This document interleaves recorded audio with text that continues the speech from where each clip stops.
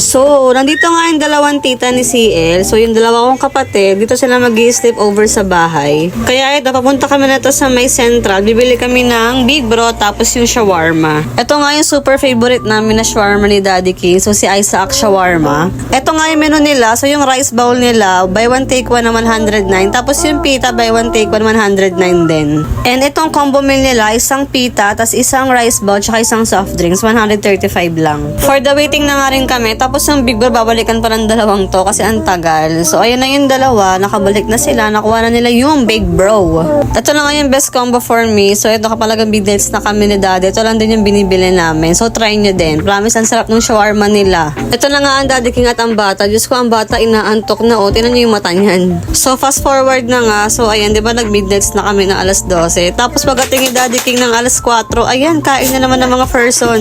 Kaya talagang mapapuyat kami ni ito eh. So, fast forward na nga, so nagising na nga mga person. So alas 2 kami nagising. Siya na nga yung magluto ng ulam namin. So nilagang baboy, ang aming future chef. So tulog pa nga ang baby CL. So habang nagluto pa nga si tata, tinasikaso ko na nga itong mga tinuping ni nanay. So si nanay siya yung naglalaba sa amin. Hindi kasi ako naglalaba. Nagpapalaba lang kami weekly. Tapos kasama na nga yung tupi sa binabayad namin. And finally, ito nga, luto na yung ulam. So ayan, sarap, nilagang boy ba? Ang cute nga nilang tingnan para sila mga nakapilang kumakain. Sa susunod, malaki na tong natin, dining area natin. Claim na natin yan. And nagising na nga rin tong baby princess namin, kaya ayan, nilambing-lambing muna namin siya. Actually, ganito kami lagi sa kanya. Pagkagising niya, talagang ilalambing namin siya. Kiss, hug, ganyan, maharot.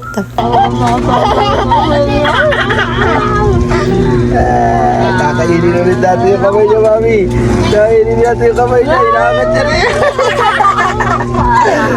After niya nga mag-yaya sa akin, so yaya is milk, yun yung tawag niya sa dede. So ayan, pinainom muna namin siya ng vitamins. Alam niyo ba, sobrang nahihirapan kami painumin siya ngayon ng vitamins. Ngayon nakikita niya na okay siya, hindi siya palaban sa pag-inom kasi may distraction, may cellphone. Pero pag walang cellphone yan, tigrab, para kami mandirigman na nag-aaway-aaway ganyan. Dati naman, binibasic na lang yung pag-inom ng vitamins, saka ng gamot, ng antibiotic. Ewan namin, nag-start kasi yun, yung bumili ako ng malaking tiki-tiki. Yung malaking tiki-tiki pala, iba na yung flavor, mas maasim na siya. So, nung natikman niya, hindi niya nagustuhan yung lasa. Kaya pinilit namin siyang painumin. Kaya yun, parang nung time na yun, na-trauma na siya uminom ng vitamins hanggang ngayon. Hirap na kami ibalik sa kanya yun. Kailangan may distraction bago siya uminom ng vitamins niya. So, by the way, ayan, tapos ko na nga siya kasi kasuhin niya. Nakaligo na siya tsaka nakakain. Tapos itong tita niya, ayan, ganadong magsindi ng kandila. Kaya sabi ko, sige, ikaw na magsindi. So, ngayon kasi November 1 na. So, All Saints Day. So, ito nga yun na miss ko. Nung nandun pa ako nakatira sa bahay kasama yung mga kapatid ko. Ito kasi kapatid ko na to, ang hilig niyang gumawa ng merienda. So ito, nung natikman namin si Daddy King, ang sarap, nasarapan kami, kaya sabi namin gumawa pa siya. Ito nga yung kapatid ko na susunod sa yapak ng papa namin, kasi yung papa namin chef. So ngayon ang course niya, 3rd year na siya, HRM din siya. So soon, malapit na sila makagraduate. Grabe, sobrang unting kembot na lang. Tapos isa kong kapatid si Dea, accounting naman. So grabe din yun, sobrang saludo ako doon. Kasi yun, working student yun. So sa umaga, estudyante. Tapos sa gabi dahil Jollibee,